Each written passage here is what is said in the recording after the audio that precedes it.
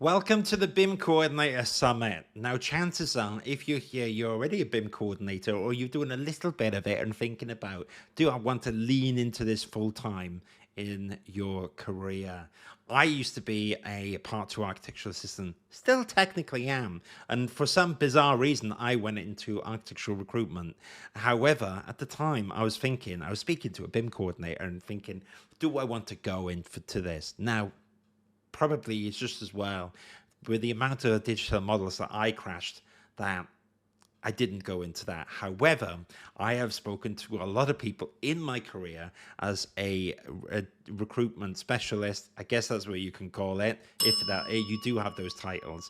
But I've spoken to a lot of people who are part twos, architectural technicians, so on and so forth, who have been thinking of doubling down and specializing in their passion in their career. And I think that if you've got that nagging bit in the back of your brain, whether you were an architectural assistant, you're now an architect, and that you actually enjoy being the BIM champion, you see the importance in BIM coordination, or you see something in parametric design, so on and so forth. You've got to have that real honest conversation with yourself and look in the ugly mirror and say, do I want to do that? Can you live with doing the same? For me, the idea of staying in architecture, I would just be counting the hours. I love the industry. I love the profession. That's why I studied it for so long. Probably the same reason that you did. However, my passion, the values I saw, the things I was interested in, it didn't align with that. It aligned with something else. And a lot of the best BIM managers, BIM leads, BIM directors that I've met in my 10 years careers of recruitment, they started out as a architectural technician or technologist. I have also met BIM coordinators and become BIM managers who have set up amazing digital companies. They started their own businesses because they believed in the process of what they're doing. They developed software where they saw things that needed solutions that didn't exist on the market. So in your world, there's actually an amazing opportunity that isn't quite there, like an architecture practice. Of course, it's great to build a building. You can build a hospital. You can do all that stuff. But equally, all the stuff that you do behind the scenes is important to get in there. And also, BIM coordinators, it's a bit like coding in one way. It's a bit like optimizing the process. The quicker that you get things done, you know it saves time, energy, and money. So first of all, the thing that I wanted you to think about and keep in mind is actually that your skill set is incredibly valuable. However, do you want to specialize in it? An architect who has good BIM coordination skills is a valuable architect. However, a BIM coordinator that comes from architecture is very valuable to an architecture practice. However, they're more valuable as a BIM coordinator. So the first thing that you need to think about is, do I want to make this my career, my main focus? Which one's my primary and which one's my secondary? And usually we all start with architecture, or say now you're a project manager or you're an engineer, that's your primary. And the BIM skills are the secondary, the digital skills are the secondary. And you need to think, am I going to make that conscious shift? And the first thing that happens that you see online that you can get blinded by is the money. Because BIM managers, yes, you probably will get paid more as an architect. However, it's going to be your 9 to 5. So you need to think, am I really passionate about this, or am I doing it just for the money? Because if you're just doing it for the money, honey, then your day job's going to get really, really, boring. I guess that's the word. You're going to be counting the hours. And I think that if you're really, truly passionate about BIM, then hopefully the clock will fly, because you will be powering on with all that cool stuff that you're excited about in your day job, and the money will follow. So that is the other second important thing I wanted to talk about, which is money should be secondary.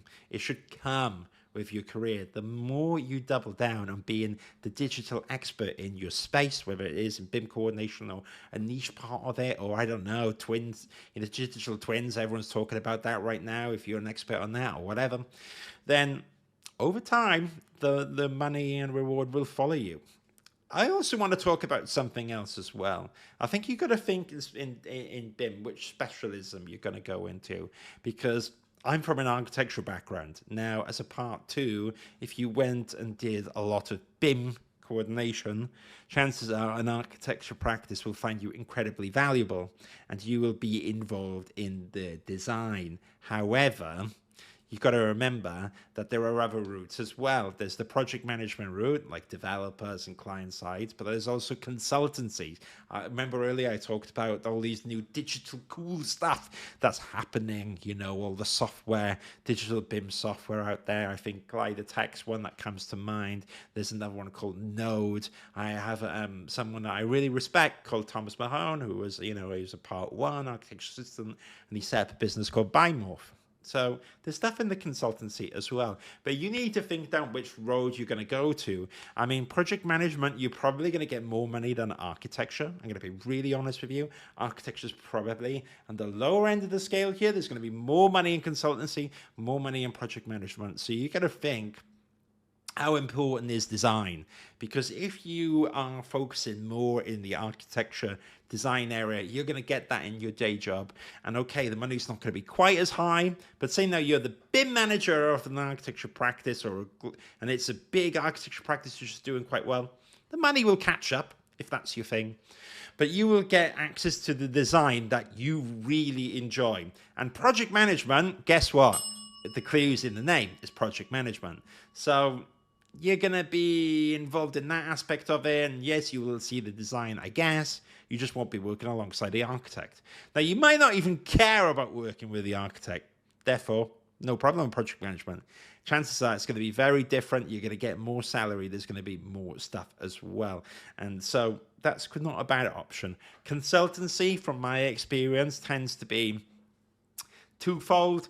I've seen it where it's usually like software platforms, and there's an element of you will be working as a BIM consultant on that software platform, and this software platform's being sold to developers and all this stuff. And it's quite an entrepreneurial space. There's a bit more risk involved with what I've seen, but equally there's also a lot more opportunity that's rare to be made. The other part of consultancy that I see is BIM training, and that is a good space, especially for people who are chatty like me. So I talked about earlier, if I would have gone into being a BIM coordinator, probably being a BIM training consultant would have suited me a bit more. However, there's only so far you can go with that skill set, right? There's only so much you can do, because that salary isn't going to increase as much as, for example, the BIM director of a developer like Landsec. Woo, there's going to be a few pounds there. Now, I've talked about money a lot, and that might feel a bit vulgar. However, it's the number one thing that people talk about. So in recruitment, which I'm involved in, number one thing that people talk about is money. The second is location, and the third one is the flexible working. Typically, as a BIM coordinator, I think at the moment, and this is recorded when 28th of August, chances are you're probably going to be working 3 days in the office, traveling, and 2 days remote. I do know, though, some places in the digital BIM consultancy side, which actually is people are working fully remote. So remote first, I think. I definitely know Glider Tech work remote, and I forget David Flynn's company. The name escapes me right now. He prides himself as remote first. So in the consultancy side, the old rule book of things are being changed, However, what you might actually find, though, that a more traditional architecture practice or a developer like, I'm picking on a name here, but Mace, they might have a few, because they're a big company, they might have policies across. So you need to think long and hard about the kind of place you want to work. And if it's all about flexibility, then the consultancy side, they're going to have a few things that are going to be more liberal. However, they're probably going to be really sought after. And I guess that's the other thing to think about as well. Just because you're good at BIM doesn't mean that the person to the left of you or the right of you, or if you're virtually in the room, is also good at BIM. So that's the other thing that I want to be very, very, very honest with you in this kind of overview of cool stuff that I've learned, hopefully. Maybe some nuggets in here. Hopefully they're useful. If not, the ramblings of a madman. But what I was going to learn is that because BIM is really hard and is very, it's a very special skill set, people sometimes make the assumption that they are extra special. Now I know you're special. I respect what you do. But also, to my point, the person to the left and right of you is also very special. Probably very talented. Think about it in university. Were you the only one who got a good grade? Maybe you were top of your class. But if you were anything like me or a mere mortal, I was okay. I was on the, I was 2-1, top, that kind of area. But there were some people in my course which were way better, way smarter. And there's going to be the same in your industry. There's going to be a lot of competition. And those consultancy roles, those cool practices, which do all the flexi hours and all that stuff and have the beanbag and the WeWork and have all the chai tea and all that stuff, they're going to be incredibly sought after. So how do you improve your chances in this market? Okay, I know it's smaller. So in theory, you'd think, well, I have more chance. Well, no, think about it. If you've got an architecture practice with 100 people, actually, one BIM manager or one BIM coordinator might be in that practice of 100. So actually, while the specialism is niche, also is the fact that there's less jobs.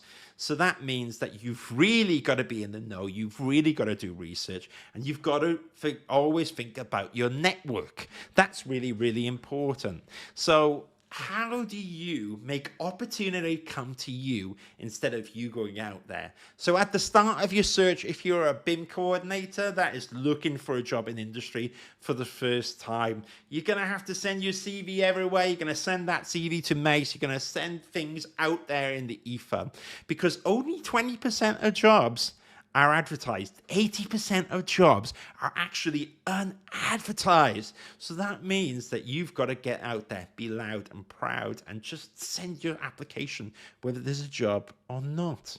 However, you should think about your CV, which is going to be the most important document.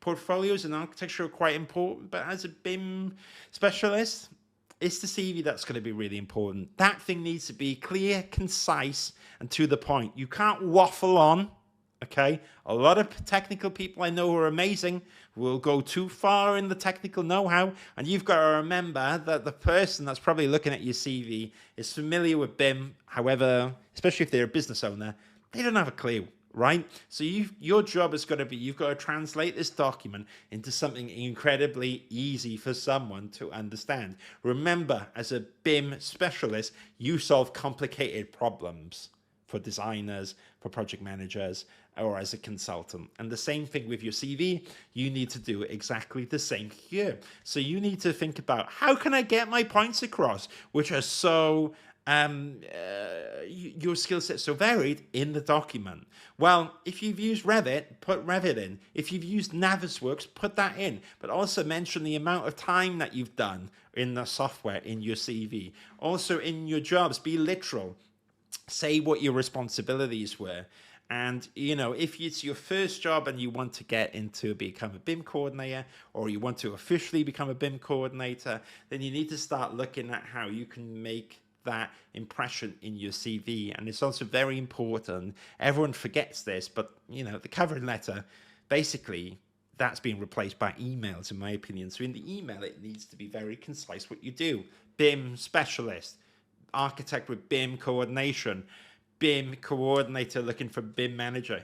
You've got to really, really, really set yourself apart and make it very clear in the title of your email, but also the body of your email as well. You don't want to ramble on in there as well. You want to keep it clear and concise as possible when you're applying for jobs. So bear that in mind when you're looking for jobs. And you need to get yourself out there. Now, don't be seduced by all the big salaries you see. Sometimes I speak to people who, go, oh, I'm a specialist in BIM, I want 100K. Okay, you've got to build yourself up to that. And going back to the point I said before talking about the CV is actually networking. Okay, networking is a cringy word. Networking. It's like the idea of you put like your business card on the table, you sit in a room that with people that you're no interest in being here. It's a bit like speed dating. Hi, how are you? Doesn't need to be like that. Okay, we got to think of networking is basically you building up connections that can help you, and you can help other people. That's what it's all about. And that can actually make it as easy as possible. Going online on LinkedIn every day, that's a good thing, adding a few comments, but try to be a bit more profound than that than just logging in a social platform. You're at the BIM Coordinator Summit now. Make connections. Speak to people. What do you think about this? Was that Steve guy rambling loads of rubbish? Oh, yeah, I didn't like what he said. Oh, I thought he said was really valuable. Maybe you're that 1 in 20 people. Thank you. However, what I'm trying to say is when you're talking to people, you share things about yourself. You get to know people, okay? And that's going to be really valuable. Quick story is about there's a annual meetup or bi-monthly meetup of Grasshopper users in London.